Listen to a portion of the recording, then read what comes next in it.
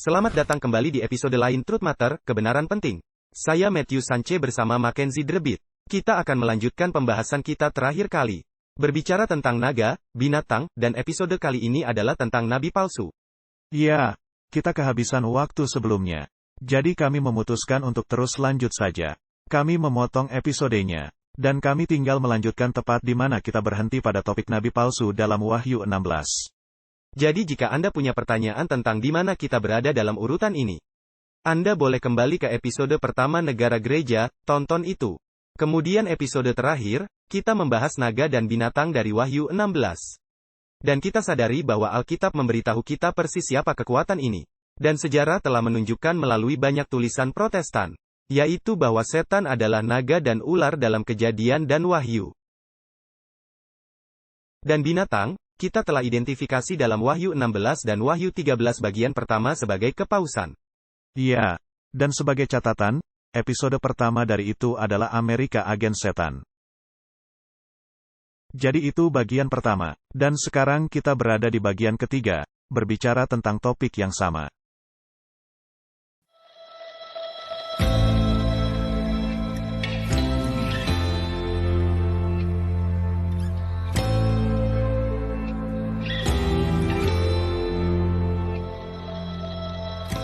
Jadi mari kita masuk kepada nabi palsu. Dan apa yang akan kita lakukan adalah mengizinkan Alkitab memberitahu kita semua ayat tentang nabi palsu. Dan kita berbicara secara khusus seputar nabi palsu Wahyu 16. Karena ketika Anda mencari istilah nabi palsu di dalam Alkitab, Anda akan melihatnya di seluruh kitab. Tetapi kita melihat detail kekuatan akhir zaman yang kita lihat di dalam Wahyu 16 yaitu naga, binatang, nabi palsu.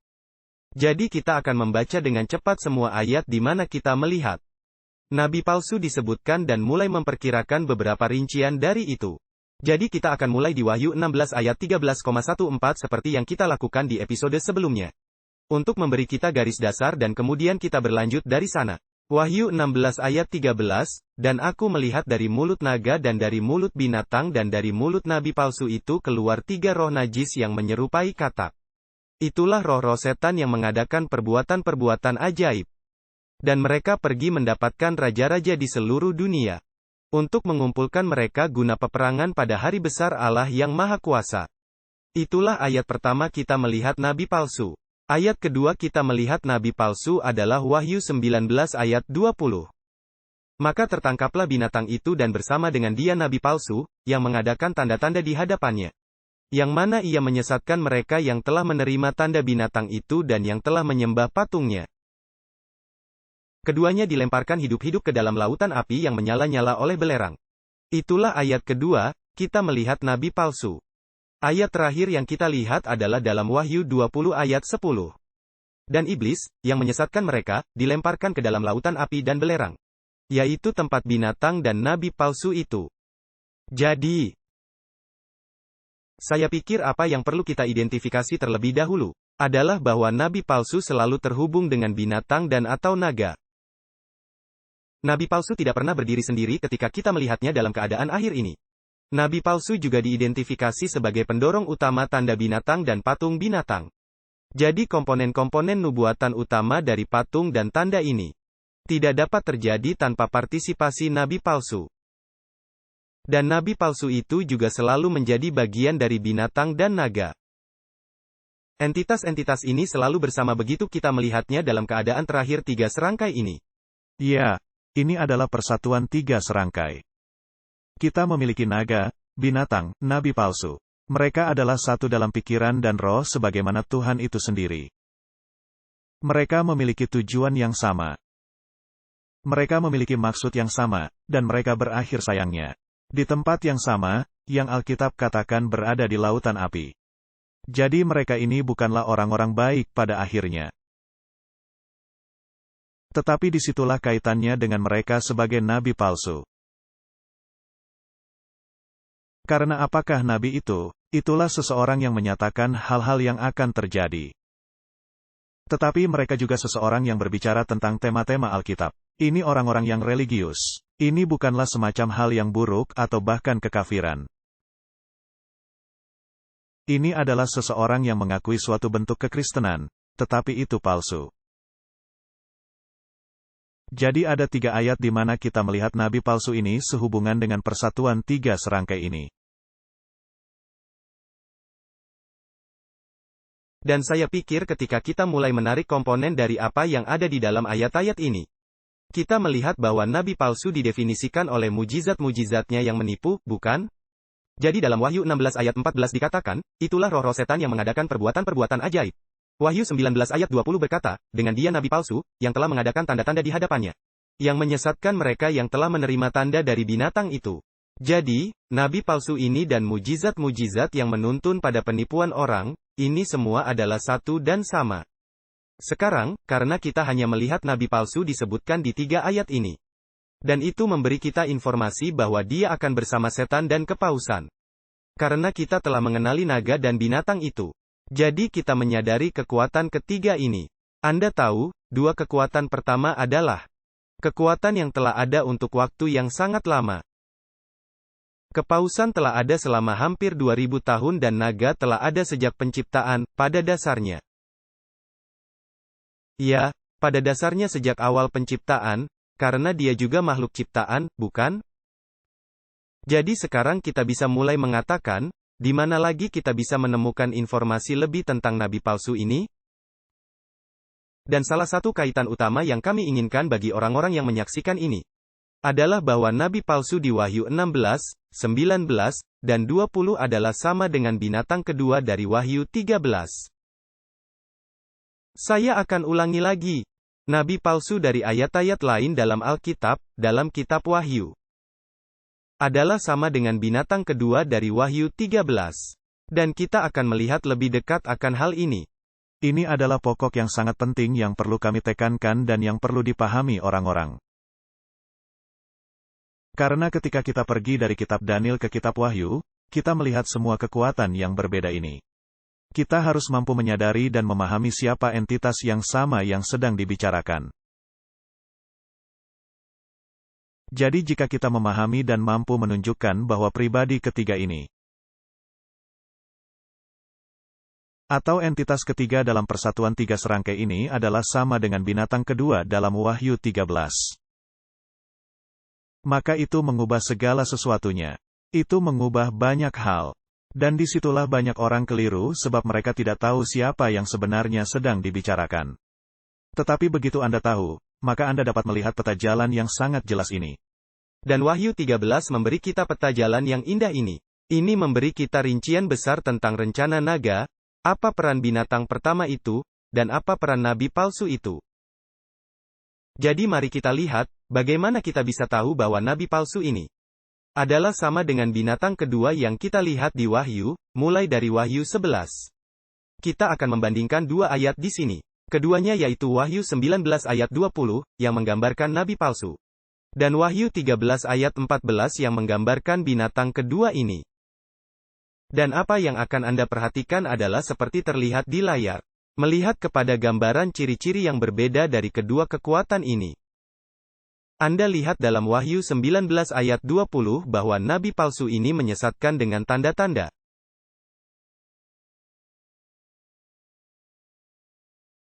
Dalam Wahyu 13 dikatakan, ia menyesatkan mereka yang diam di bumi dengan tanda-tanda. Anda lihat dalam Wahyu 19 ayat 20, bahwa binatang itu ada di sana. Di bagian kedua dari Wahyu 13, bahwa ia diberikan kuasa untuk melakukannya di depan mata binatang itu. Dalam Wahyu 19 ayat 20 berbicara tentang tanda binatang dan mereka yang menyembah patungnya. Dikatakan dalam Wahyu 13 bahwa kekuatan ini harus mendirikan patung untuk menghormati binatang yang luka oleh pedang, namun yang tetap hidup itu. Jadi apakah ini menggambarkan kekuatan yang sama? Tentu saja, 100%. Mereka memiliki tujuan yang sama. Dan ketika kita melihat dalam Alkitab, ketika kita melihat bahwa sesuatu memiliki tujuan yang sama, kemungkinan besar itu hal yang sama yang muncul dan menunjukkan diri kembali. Jadi kita melihat bahwa baik nabi palsu maupun binatang kedua dari Wahyu 13 bekerja dengan menyesatkan. Mereka bekerja dengan menggunakan apa yang tampak seperti tanda-tanda mujizat. Mereka melakukannya pada periode waktu yang sama seakan kedua entitas itu harus ada pada saat yang sama. Karena kita lihat dalam Wahyu 19, binatang dan nabi palsu yang mengadakan tanda-tanda di hadapannya, itu berarti keduanya harus ada pada saat yang sama. Dalam Wahyu 13 dikatakan, tanda-tanda ini dilakukan di hadapan binatang itu. Jadi kedua kerajaan harus ada secara bersamaan, bukan? Dan mereka berdua bekerja untuk kekuatan nabi palsu di Wahyu 19 dan binatang kedua Wahyu 13, mereka berdua bekerja untuk mendirikan patung dan menyuruh orang-orang menyembahnya. Jadi tidak ada pertanyaan bahwa ini menggambarkan kekuatan yang sama. Jadi jika kita ingin tahu tentang nabi palsu, deskripsi terbesar dari nabi palsu adalah Wahyu 13. Mulai dari ayat 11 sampai akhir dari pasal tersebut. Jadi seluruh Protestanisme, di satu titik telah dengan jelas mengidentifikasi binatang pertama ini sebagai kepausan. Menunjukkan bahwa ini adalah kekuatan dunia nyata. Ini bukan individu atau perusahaan atau apapun itu, yang jelas bahkan tidak ada pada saat perkataan itu ditulis. Tetapi kepausan ada pada saat Yohanes menulis perkataan ini, bukan?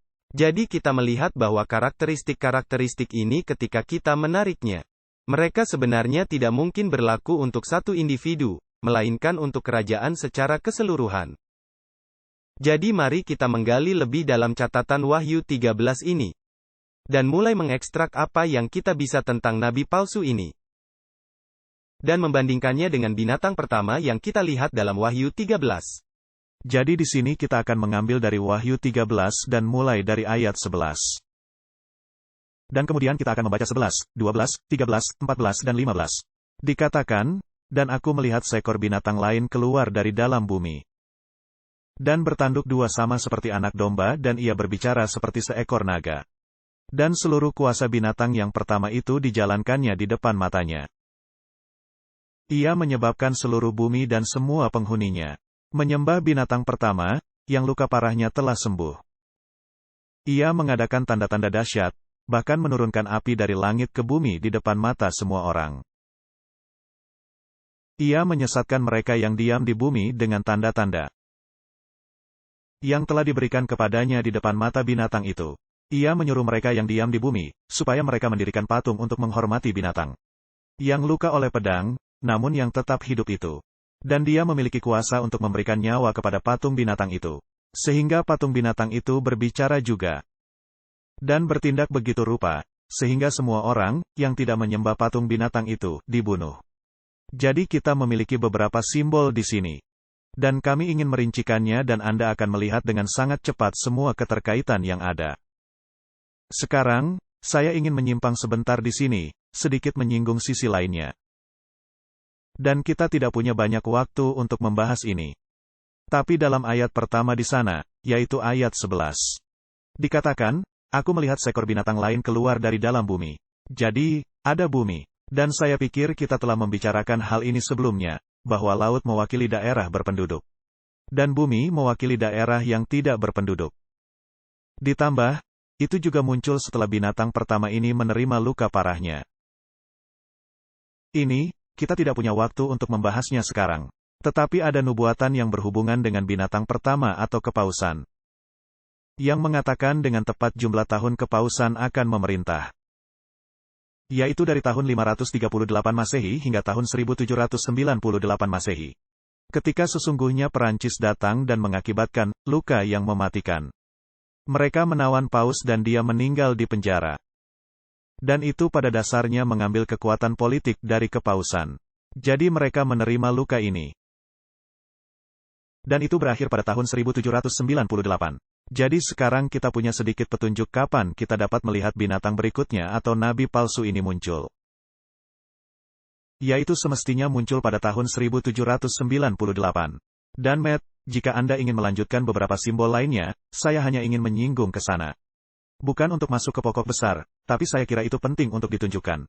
Ya, itu perlu. Sangat penting kalau kita melihat ciri-ciri ini. Karena itu akan memberitahu kita, seperti yang Anda tunjukkan, bahwa itu akan muncul setelah keberadaan binatang pertama. Dan itu setelah ia menerima luka mematikannya. Karena salah satu pekerjaan nabi palsu ini adalah untuk menyembuhkan luka mematikan ini. Jadi bagian dari perannya adalah mengembalikan binatang pertama ini pada kekuatan yang dimilikinya sebelumnya. Yang merupakan sistem gereja negara yang menganiaya. Mari kita lihat ciri-ciri apa yang kita dapat dari ayat-ayat ini. Kita melihat bahwa ia bertanduk dua sama seperti anak domba. Kita melihat bahwa ia berbicara seperti naga. Kita melihat bahwa ia memiliki kuasa yang sama dengan binatang pertama. Ia menyebabkan seluruh bumi menyembah binatang. Ia menggunakan tanda-tanda mujizat menyesatkan yang memberinya kuasa. Ia akan menggunakan kuasa itu untuk mendirikan patung binatang. Dan begitu patung itu didirikan, ia akan memaksakan penyembahan patung binatang. Dengan ancaman hukuman mati. Kemudian, dikatakan pada akhir semua itu, maka luka binatang pertama itu sembuh dan kemudian seluruh dunia heran lalu mengikut binatang pertama itu. Jadi, apakah ada banyak informasi yang menggambarkan nabi palsu di dalam Alkitab? Ada banyak keterangan di sini yang menjelaskan semua karakteristik kekuatan ini. Dan satu hal yang ingin saya tunjukkan di sini adalah bahwa ia bertanduk dua seperti anak domba. Jadi ia memiliki prinsip-prinsip Kristen ini, yang kita tahu anak domba adalah representasi Yesus. Tetapi dikatakan, ia akan berbicara seperti naga. Jadi ada dikotomi di dalamnya. Di mana ia terlihat baik, tetapi sebenarnya akan berbicara seperti naga. Dan siapakah naga itu? Kita tahu itu setan. Itulah iblis. Ya, yang memberikan kekuatannya kepada binatang pertama kan? Jadi naga yang memberinya kekuatan kepada binatang pertama dan memberinya tahtanya dan kekuasaannya. Sekali lagi, saat kami menjelaskan di episode terakhir, bila kita melihat semua hal ini. Semua perkumpulan rahasia, agenda forum ekonomi dunia, agenda tatanan dunia baru. Adalah setan sosok utama yang berada di balik semua itu. Jadi, kami hanya menunjukkan mekanisme yang digunakan oleh naga. Untuk menerapkan sistem ini pada akhirnya di seluruh dunia. Dan itulah yang ingin kami tekankan. Kami tidak terlalu peduli dengan semua informasi perkumpulan rahasia. Meskipun itu menarik, kita ingin tahu kekuatan di balik itu. Sehingga kita bisa melihat rencananya, apa yang telah dia rencanakan untuk menipu dunia. Sehingga kita tidak berakhir dengan mengikut binatang itu, seperti dikatakan, bahwa seluruh dunia mengikut binatang itu. Jadi, setelah kita melihat deskripsi ini, mari kita lanjut merincikan beberapa karakteristik ini. Seperti yang Anda tunjukkan, Mackenzie, dua tanduk seperti anak domba. Dan kami tidak akan menyelami semua kutipan hari ini, agar kita dapat terus bergerak dalam prosesnya.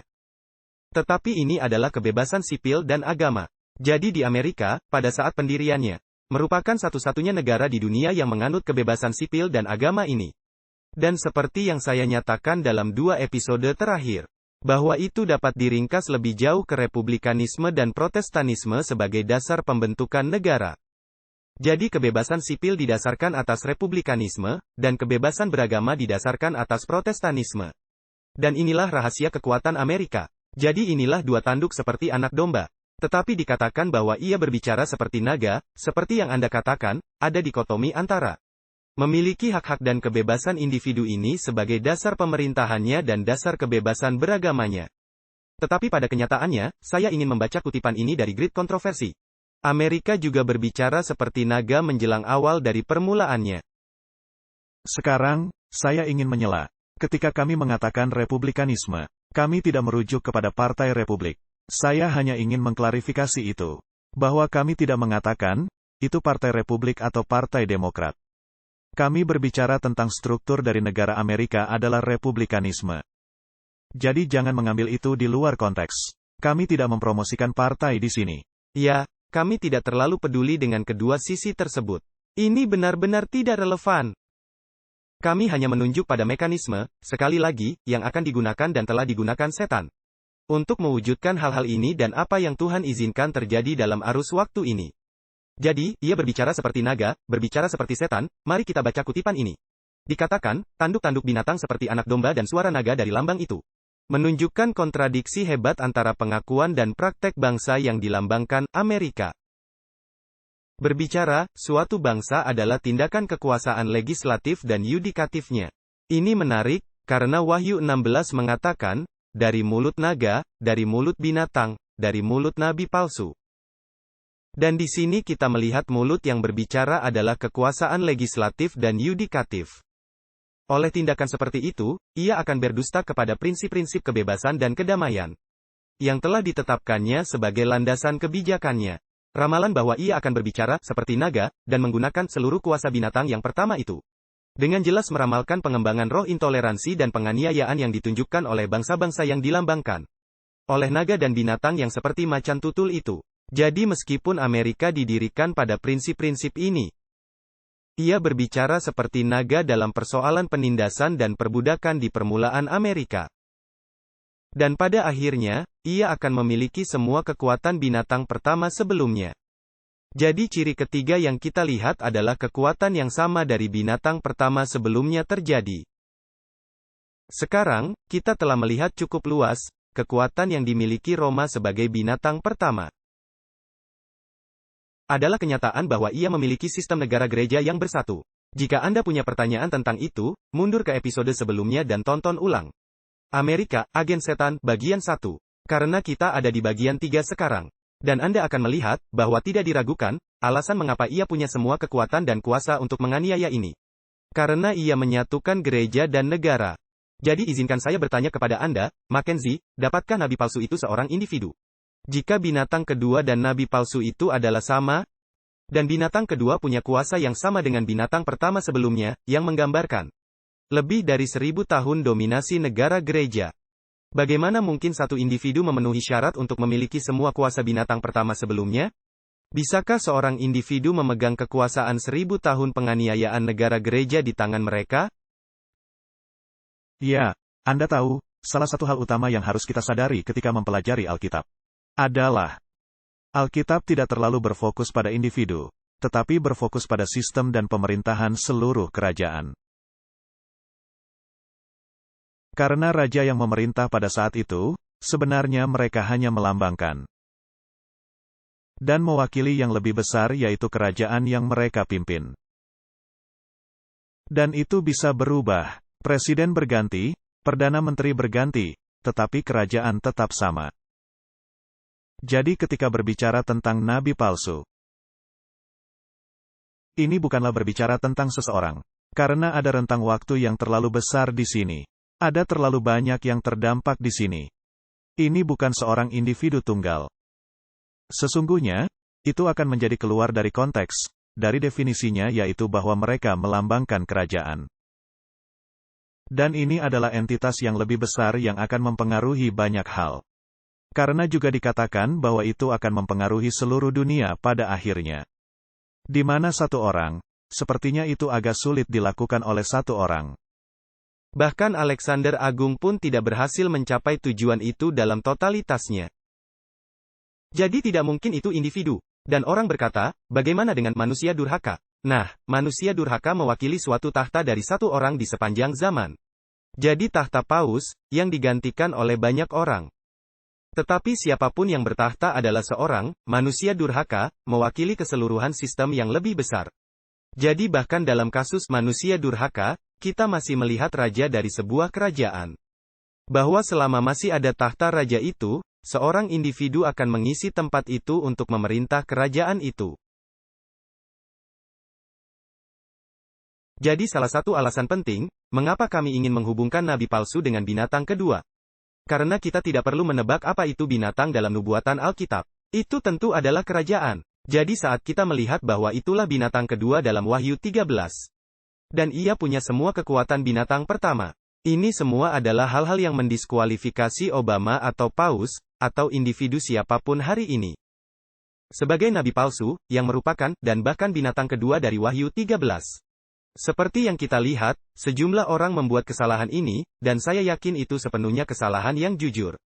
Itulah sebabnya kami ingin pisahkan apa arti istilah ini. Dan bagaimana kita bisa mengumpulkan gambaran yang lebih besar karena ada gambaran yang sangat jelas di sini. Namun itu bisa sangat membingungkan jika kita tidak mengizinkan Alkitab menafsirkan dirinya sendiri. Jadi, ia punya semua kuasa binatang pertama ini. Jadi, dikatakan binatang kedua akan menyatukan gereja dan negara dan memaksakan prinsip penyembahan. Ini adalah ciri khas kuasa binatang pertama sebelumnya. Kita tidak akan membahas semua kutipan Protestan sekarang, yang mendukung pernyataan itu. Ciri keempat adalah ia akan menyebabkan seluruh bumi menyembah. Pernyataan di mana, binatang bertanduk dua ini menyuruh mereka yang diam di bumi menyembah binatang pertama. Menunjukkan bahwa kekuasaan bangsa ini harus dilaksanakan dalam menegakkan beberapa ketaatan, yang akan bertindak sebagai penyembahan kepada kepausan. Jadi banyak orang berpikir bahwa kita sebagai orang Advent, membuat lompatan besar dalam logika hingga tiba ke pokok hari Minggu. Tetapi kita melihat bahwa sasaran perhatian, seluruh tujuan dari binatang kedua atau nabi palsu ini, adalah untuk menciptakan keadaan di mana seluruh dunia menyembah sesuatu. Sebagai penyembahan kepada binatang pertama, yaitu kepausan. Jadi tidak ada lompatan logika di sana. Segenap sasaran perhatian binatang kedua adalah untuk menciptakan sesuatu yang disembah seluruh dunia. Itulah penyembahan kepada binatang pertama, yang dikatakan setelahnya maka luka parahnya itu sembuh. Dan seluruh dunia mengikut binatang pertama itu. Sekiranya jika saja kita memahami, apakah unsur dan objek penyembahan yang menjadi fokus nabi palsu? Karena itu memberi sedikit lebih banyak kejelasan. Sekarang, ketika berbicara tentang penyembahan, mungkin tampak seperti lompatan besar. Ketika kita berbicara tentang sesuatu seperti Amerika melakukan sesuatu seperti ini. Tapi mungkin itu tidak tampak lagi dengan sejumlah hal yang telah kami tunjukkan. Kelonggaran untuk menghapus gereja dan negara. Tetapi juga dikatakan, bahkan Alkitab yang mengatakan ini, bahwa seluruh dunia pada akhirnya akan melakukan ini. Ini tidak seperti, jika Anda bisa mengatakannya seperti ini, hanya di Amerika kecil saja. Ini adalah seluruh dunia akan mengikuti struktur yang sama ini. Jadi sepertinya, itu hampir mustahil. Tapi jelas iblis telah memiliki 6.000 tahun untuk menyempurnakan keahliannya. Dan dia akan melaksanakan rencananya yang dirancang dengan sangat baik. Itulah mengapa kami coba memberitahu kalian agar kalian dapat melihat rencana di balik layar, apa yang akan terjadi. Dan kemudian ketika itu terjadi, Anda bisa memahaminya. Jadi disinilah kita mulai memiliki transisi itu. Di mana kita tidak melihat 100% dengan jelas sekarang. Hari Minggu dipaksakan sebagai penyembahan, tetapi kita mulai melihat hal-hal yang mengarah ke sana. Dan kriteria sisanya benar-benar menjelaskan bagaimana mereka akan melakukan proses itu dan memulainya. Ya, dan kita tidak ingin maju duluan. Kita tahu orang-orang berpikir, oh, mereka lompat ke kesimpulan hari Minggu. Kita akan sampai pada hari Minggu nanti, tetapi kami hanya menanamkan benih. Bahwa Alkitab jelas menyatakan itu akan tentang pokok penyembahan. Tapi kemudian bagaimana hal itu menyebabkan seluruh bumi menyembah? Bagaimana bisa seluruh dunia terlibat? Nah, elemen deskriptif berikutnya yang kita lihat adalah bahwa ia menggunakan mukjizat, yang memberinya kuasa. Dan ini adalah sesuatu yang segenap episode berikutnya akan membahas tentang keajaiban apa yang akan datang. Sebenarnya, apa sifatnya, apa jenisnya, menjadi seperti apakah hal itu yang akan memikat perhatian dunia? Karena bila mana ia melakukan mukjizat ini, keterangan ciri-ciri selanjutnya yang kita dapatkan adalah begitu ia mendapatkan kekuatan ini, karena seluruh dunia terpikat oleh sesuatu yang tampak seperti kuasa mukjizat. Bahwa ia menggunakan kuasa ini untuk mendirikan patung atas sesuatu. Sekali lagi, kembali ke penyembahan pada binatang pertama karena dikatakan ia akan mendirikan patung. Bagi penyembahan binatang pertama, baik, jadi ia akan menggunakan mukjizat ini. Mereka ingin seluruh dunia menyembah. Kemudian ia menciptakan sesuatu yang terlihat seperti salinan. Atau sesuatu yang identik dengan apa yang dimiliki binatang pertama sebelumnya. Kita tidak akan membahasnya sekarang, tapi inilah aliran informasi yang kita dapatkan dari Alkitab. Dikatakan begitu patung ini didirikan, itu akan memaksakan penyembahan. Dan dikatakan bahwa semua orang yang tidak mau menyembah akan dibunuh. Dan kita menyinggungnya singkat di 2 episode yang lalu. Tetapi ini bukan lelucon. Begitu ia mendirikan patung ini dan menggunakan mukjizat-mukjizat ini untuk menciptakan patung ini. Maka ia akan memaksakan penyembahan patung ini, dan itu akan dipaksakan pada akhirnya dengan hukuman mati. Dan setelah patung ini didirikan, maka salah satu istilah paling populer yang paling tidak dipahami di internet, yang pernah saya lihat, yaitu tanda binatang. Bahwa mereka pikir itulah chip atau semacam pemindaian atau sesuatu untuk efek itu. Tetapi kita melihat bahwa tanda itu hanya bisa ada, bahkan hanya bisa muncul jika nabi palsu itu mendirikan patung itu terlebih dahulu. Anda tidak dapat memiliki tanda, tanpa patung itu ada terlebih dahulu. Jadi kita mulai benar-benar mendapatkan detail yang dapat kita sentuh dan rasakan secara nyata untuk melihat. Siapakah kekuatan ini? Jadi kita akan melihat mukjizat-mukjizat, kemudian mereka akan mendirikan patung ini. Sesuatu yang akan memberikan penghormatan dan penyembahan kepada kepausan. Dan kita memiliki tipologi tentang pokok ini dalam Daniel pasal 3, saya percaya. Kisah tentang 3 teman-teman Daniel. Di mana mereka mendirikan patung emas dan mereka harus sujud dan menyembah. Jadi mereka memiliki patung dan mereka harus menyembah. Dan kemudian jika mereka tidak menyembah, apa akibatnya? Mereka akan dihukum mati. Dan kita memiliki urutan yang sama terjadi di sini. Di mana binatang kedua ini akan melakukan mukjizat. Ia akan melakukan semua hal ini, mendirikan patung. Dan Anda sebaiknya bekerja sama atau kalau tidak, akibatnya tidaklah baik bagi Anda. Jadi sekarang, mari kita ajukan beberapa pertanyaan. Kekuatan apa yang muncul setelah kepausan tidak lagi menjadi kekuatan dunia ini? Setiap buku sejarah akan menunjukkan bahwa era kekuasaan penganiaya kepausan memang telah berakhir. Jadi apa dua kekuatan? Kekuatan apa yang muncul di kancah dunia setelah ini?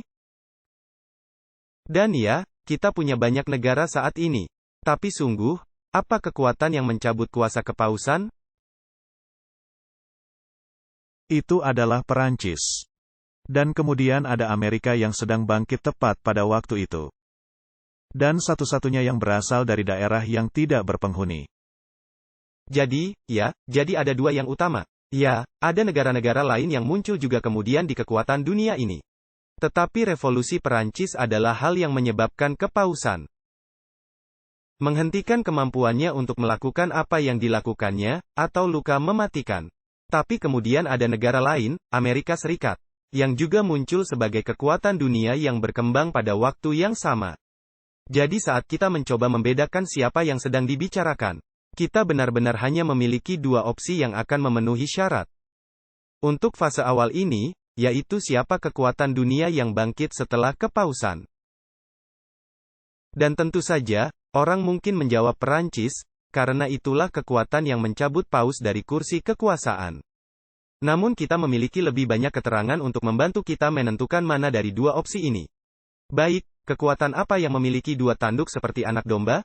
Ini adalah tanduk yang merupakan prinsip-prinsip yang mengatur kelompok orang yang lebih besar berdasarkan prinsip-prinsip Kristen atau seperti anak domba. Jadi siapa yang memiliki dua konsep kebebasan sipil dan agama yang cocok? Apakah Perancis atau Amerika Serikat pada pokok ini? Ya, saya pikir Perancis akan sangat mendiskualifikasi dirinya sendiri pada pokok itu. Karena bangsa Perancis pada saat itu, alasan mereka mencabut paus adalah karena mereka muak dengan pandangan agama yang lalim. Mereka menjadi bangsa sekuler yang secara harfiah ingin menyingkirkan Alkitab.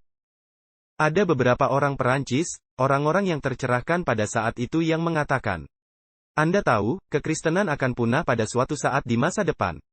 Jadi Perancis dalam hal apapun tidak dapat mewakili anak domba atau Kristus dalam sifat pemerintahannya.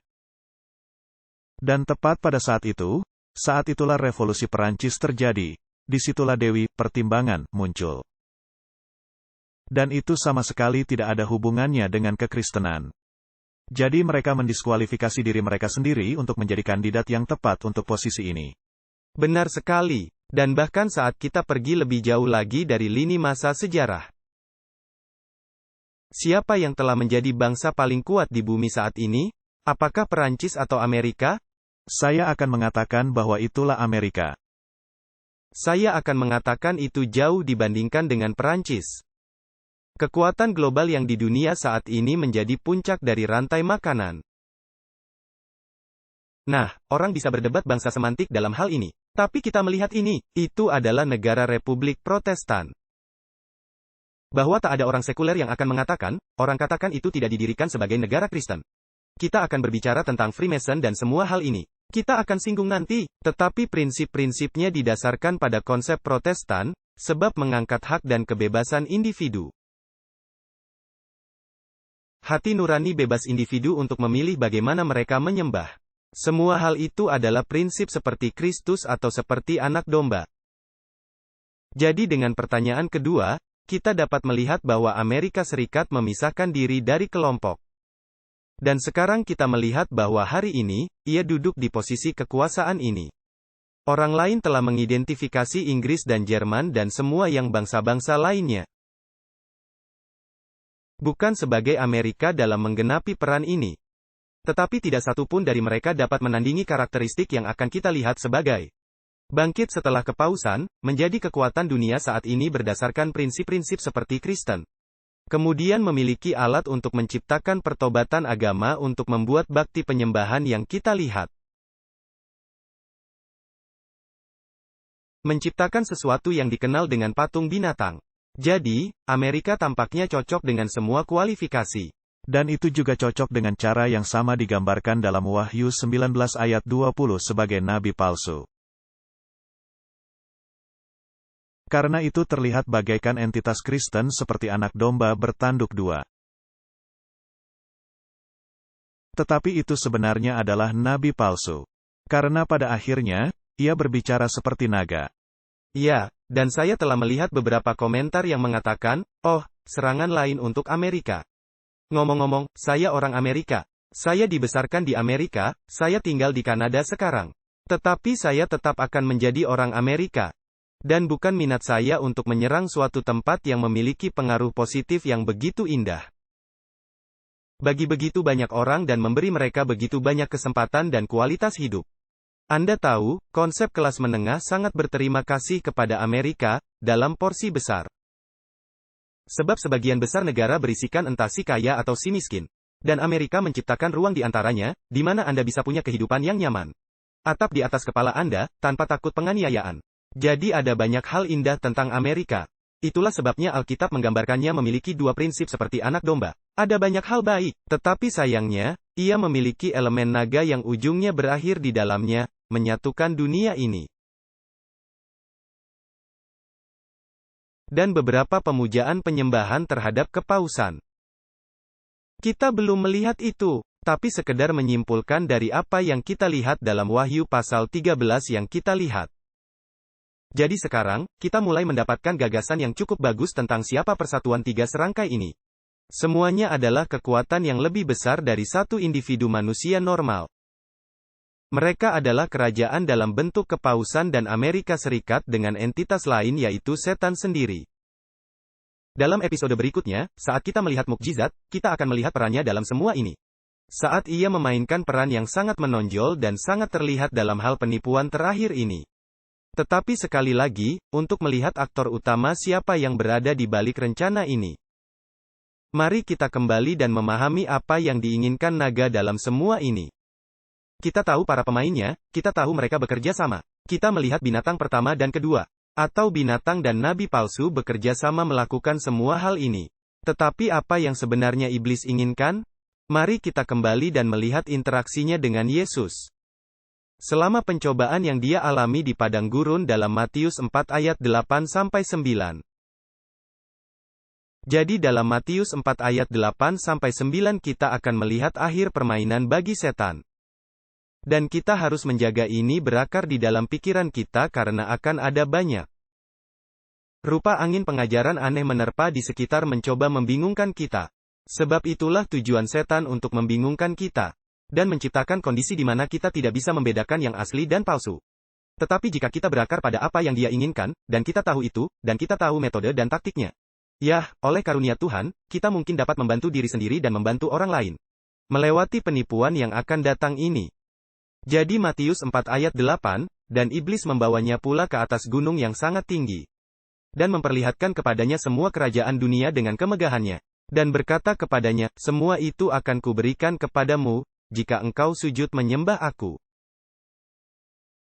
Jadi, apa yang iblis inginkan lebih dari apapun? Dia menginginkan penyembahan. Dan ini sangat penting untuk dipahami, yaitu tujuan akhirnya. Karena kita memiliki persatuan tiga serangkai ini, kita tahu apa yang mereka lakukan. Tetapi, seperti banyak orang berbicara tentang tatanan dunia baru, semua perkumpulan rahasia ini. Tetapi mereka tidak mengerti segenap tujuan dan pokok perkara mengapa semuanya ini terjadi. Ini bukan hanya soal uang. Bukan hanya karena mereka mempunyai kuasa memperdaya. Itu sebenarnya karena mereka digerakkan oleh naga itu atau si ular atau setan. Dan mereka benar-benar mencari, dan dia mencari, penyembahan untuk dirinya sendiri di atas Tuhan. Dan ini adalah seluruh tema di seluruh Alkitab. Setan mengatakan bahwa Tuhan adalah pembohong sejak awalnya. Dan menuju akhir, dia mencoba membuktikan maksudnya. Bahwa dialah yang benar-benar layak disembah dan dihormati. Dan itu sebenarnya pokok intinya. Meskipun terdengar gila, karena seluruh struktur tatanan dunia baru sebenarnya adalah penyembahan setan. Ya, dan orang-orang yang menjadi bagian dari sistem ini, mereka mungkin mengejar kekuasaan dan uang. Tetapi dalam bagian besar, penglihatan yang berpandangan pendek. Karena setan tidak peduli.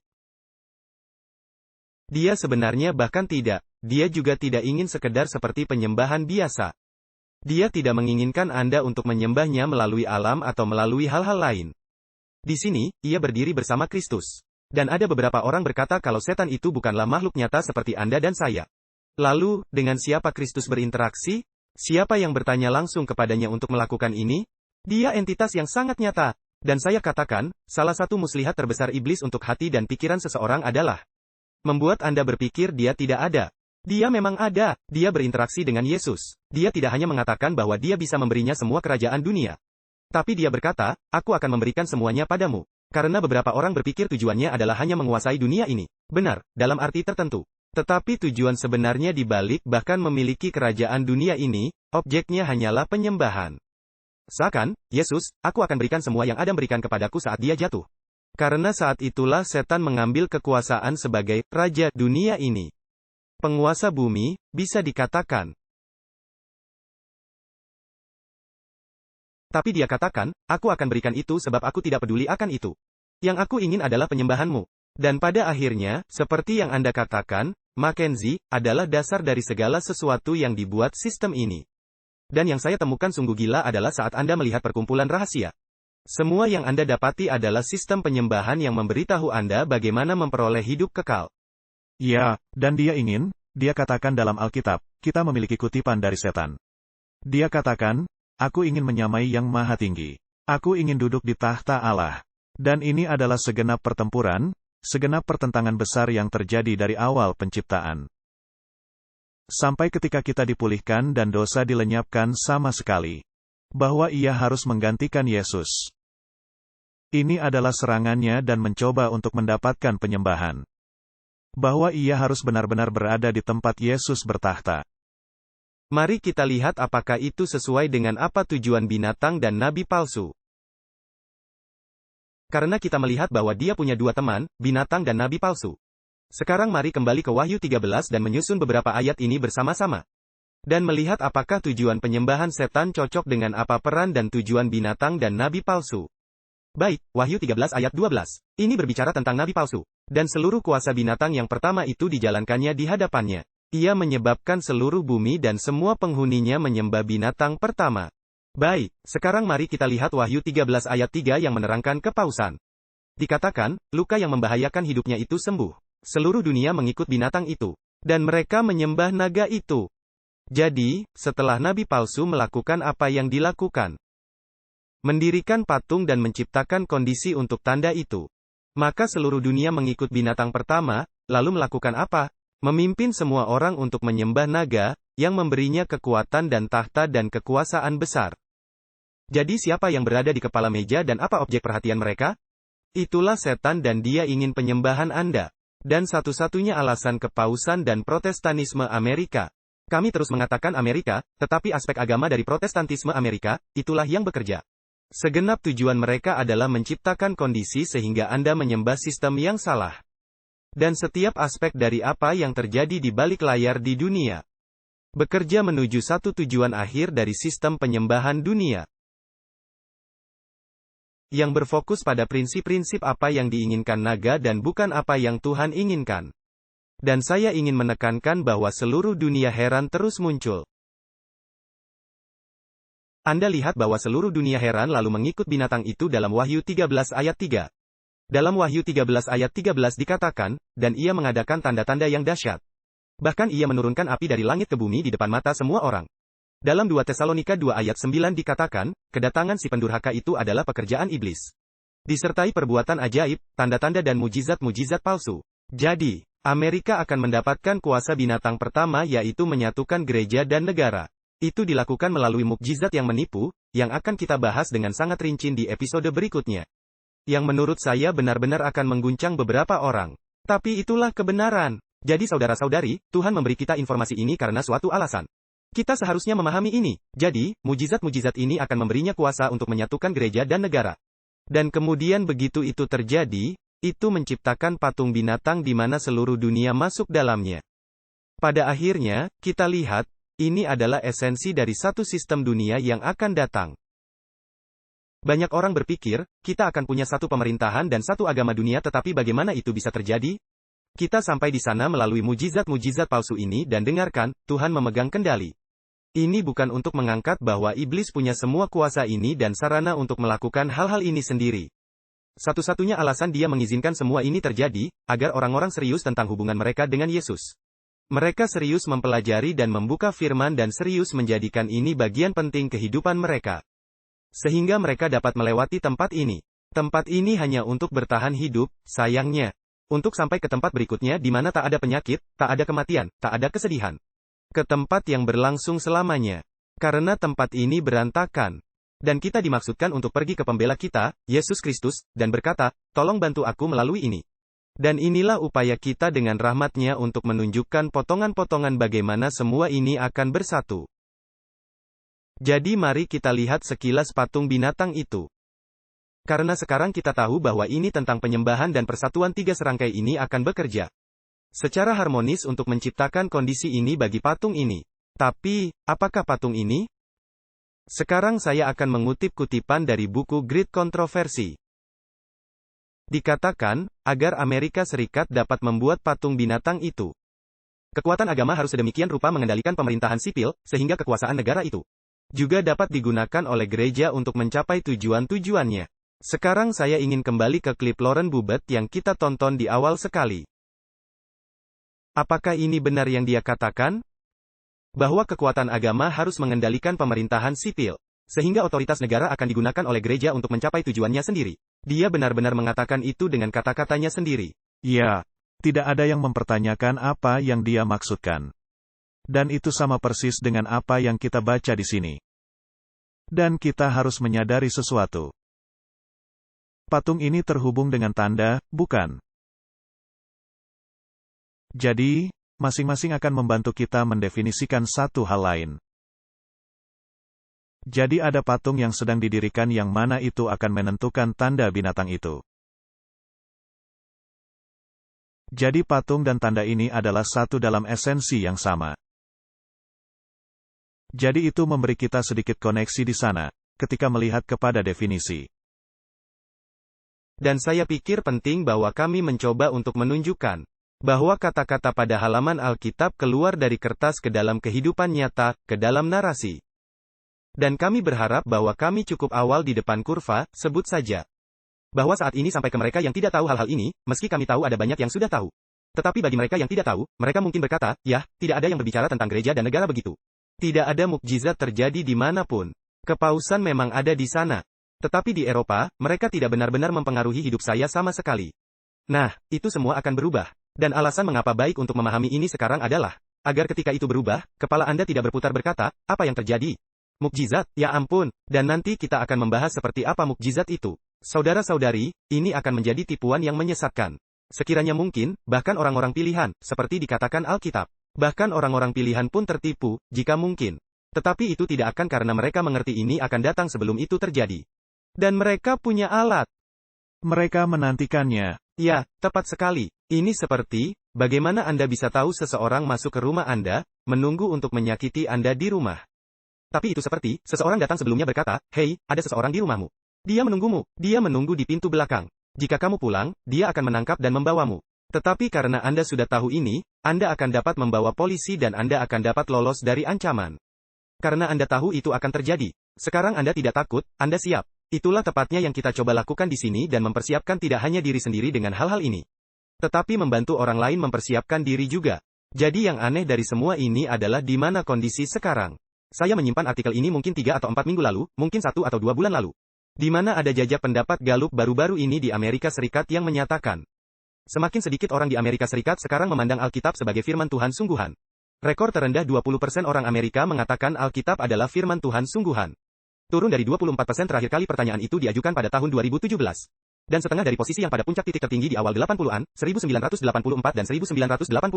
Sementara itu, 29% mengatakan Alkitab adalah kumpulan dongeng, legenda, sejarah, dan ajaran moral yang dicatat manusia.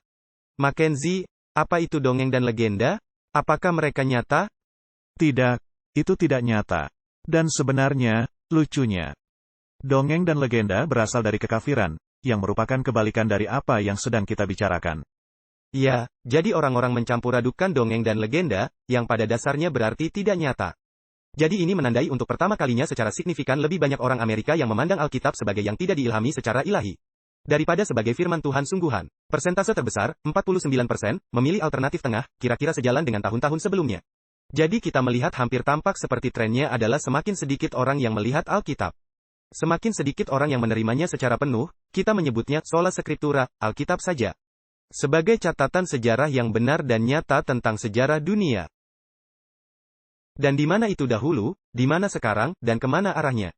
Namun entah bagaimana, kita mendapatkan ini, sistem negara gereja bersatu di Amerika. Jadi bagaimana Amerika berubah dari negara yang sebagian besar negara sekuler saat ini? Menjadi kekuatan agama Kristen garis keras yang mendirikan patung binatang ini? Apa yang mungkin menjadi katalisator? Dan kami sudah menyinggungnya berkali-kali. Setiap ayat di mana nabi palsu disebutkan. Dan bagian paling deskriptif dalam Wahyu 13, bagian kedua dari binatang kedua yang menggambarkan nabi palsu. Ciri utama dari nabi palsu adalah apa? Palsu, dan saya akan menggunakan kata palsu. Mukjizat palsu yang akan mereka lakukan. Sehingga itu akan membuat kagum orang-orang. Membuat mereka berpikir bahwa, wow, pasti ada alam spiritual. Pasti ini dia, lihat semua hal yang terjadi. Itu akan datang, mereka akan membangkitkan orang mati. Mereka akan, saya gunakan tanda kutip, membangkitkan orang mati. Mereka akan menyembuhkan orang, mereka akan, Anda tahu, memperbaiki apapun itu. Iklim, tempat-tempat, dan melakukan hal-hal yang tak seorang pun bisa bermimpi itu terjadi. Dan itu akan menjadi seperti banjir besar informasi yang bahkan tidak mereka ketahui bagaimana menghadapinya. Dan kemudian mereka diberi solusi ini, yaitu kembali kepada Tuhan dan kita bisa memperbaiki semua ini. Dan mari kita lihat apakah Alkitab mendukung hal itu. Wahyu 13 ayat 14, ia menyesatkan mereka yang diam di bumi dengan tanda-tanda. Dengan kuasa yang dimilikinya di hadapan binatang itu. Ia menyuruh mereka yang diam di bumi, supaya mereka mendirikan patung. Jadi, saya akan membaca kutipan ini. Karena saya pikir itu mengikat beberapa ayat Alkitab bersama-sama. Menunjukkan bahwa mukjizat-mukjizat yang akan datang ini saudara-saudari, yang akan menipu seluruh dunia. Dan jika Anda tidak siap untuk itu, jika Anda tidak tahu, mukjizat ajaib akan datang. Dan Mackenzie mengisyaratkan beberapa, tapi kita akan masuk ke episode berikutnya. Apakah mukjizat-mukjizat ini? Seperti apa bentuknya? Siapa yang akan menjadi pemimpin dalam Protestan khususnya? Jadi kita bisa mulai menentukan, mengawasi kekuatan ini saat ia bergerak dan berkembang dan melihat apa yang terjadi. Jadi mari kita lihat apa yang dikatakan Great Kontroversi halaman 680 tentang hal ini. Dikatakan, kepausan menerima semua kuasanya dari setan. Kita tahu itu benar karena dikatakan naga memberinya kekuatan dan tahta dan kuasa besar. Dan binatang bertanduk dua itu menjalankan kekuasaan yang sama. Amerika menjalankan kekuasaan yang sama. Ia juga menjadi agen langsung iblis. Oleh karena itu nama episode kami berasal dari bagian yang ada di sini. Amerika, seperti kepausan, akan menjadi agen langsung setan. Dikatakan lebih lanjut, dan sifat setannya ditunjukkan lebih lanjut sebab ia memaksakan penyembahan patung. Dengan rupa-rupa mukjizat-mukjizat palsu. Itu benar. Kemudian dia mengutip Alkitab, ia mengadakan tanda-tanda dahsyat. Bahkan menurunkan api dari langit di depan semua orang. Ia menyesatkan mereka, yang diam di bumi dengan tanda-tanda yang telah diberikan kepadanya untuk dilakukannya. Jadi Alkitab melukiskan gambaran yang sangat jelas tentang masa depan kita. Dan itu adalah masa depan yang ditentukan oleh gerakan keagamaan. Yang memacu minat seluruh dunia pada mukjizat-mukjizat. Sekarang, bagi saya, itu sangat masuk akal dalam konteks karena saya tidak dapat melihat Amerika Serikat sekuler menjadi Kristen yang luar biasa dalam kepenuhannya. Karena ya, Protestan adalah sejumlah besar bangsa dan Katolik yang mengatakan mereka juga Kristen. Dan kelompok-kelompok lain yang berasosiasi dengan cita-cita Kristen. Tetapi untuk membuat seluruh bangsa meminta undang-undang agama dan pemersatu gereja dan negara. Maksud saya, itu tidak terjadi hanya dengan hak asasi dan konstitusi, itu sebabnya kepausan sangat membencinya. Dan dalam episode selanjutnya, kita akan melihat dokumen Jesuit yang membuka semua informasi. Mengapa konstitusi dan kebaikan bersama kepausan tidak dapat hidup berdampingan? Itu seperti mencampur minyak dan air, itu tidak berhasil. Tetapi kekuatan ini, saudara-saudari, itu hampir tidak mungkin. Saya akan katakan begini, tidak akan mungkin untuk tidak tertipu oleh hal-hal ini jika Anda tidak tahu tentang itu. Karena bayangkan, sebuah dunia sekuler, seorang ateis, melihat apa yang tampak seperti keajaiban yang logis. Bukan hanya satu, tetapi itu terjadi di mana-mana. Bagi ateis, melihat adalah percaya. Anda akan membuat orang-orang bertobat seketika itu juga. Oleh menyaksikan sesuatu dengan mata mereka dan berpikir dengan kepala dan hati mereka, wow, ini pasti benar. Tetapi apa kata Alkitab? Kita tidak bisa mempercayai hati kita. Kita tidak bisa mempercayai indera kita. Kita mudah untuk ditipu. Kita berada di dunia berdosa. Kita makhluk berdosa. Kita condong kepada sistem penyembahan yang telah jatuh, yaitu melayani dosa daripada melayani Tuhan. Jadi dibutuhkan hubungan pribadi dengan Yesus Kristus. Untuk memahami hal-hal ini dan memiliki iman bahwa Dia dapat bekerja melalui Anda. Untuk membuat Anda siap untuk saat-saat ini. Dan itulah sebabnya Dia memberitahu kita sebelumnya. Dan itulah sebabnya kita berada pada amanat agung. Dalam Wahyu 14 untuk memberikan pekabaran ini untuk memperingatkan orang-orang. Karena Tuhan tidak ingin ada yang tertipu karena kurangnya pengetahuan. Dia ingin mereka dapat membuat keputusan karena mereka telah melihat ini akan terjadi. Dan iblis akan berusaha sekuat tenaga untuk menutupi hal-hal sehingga orang tidak melihat apa yang akan dia lakukan sebelumnya.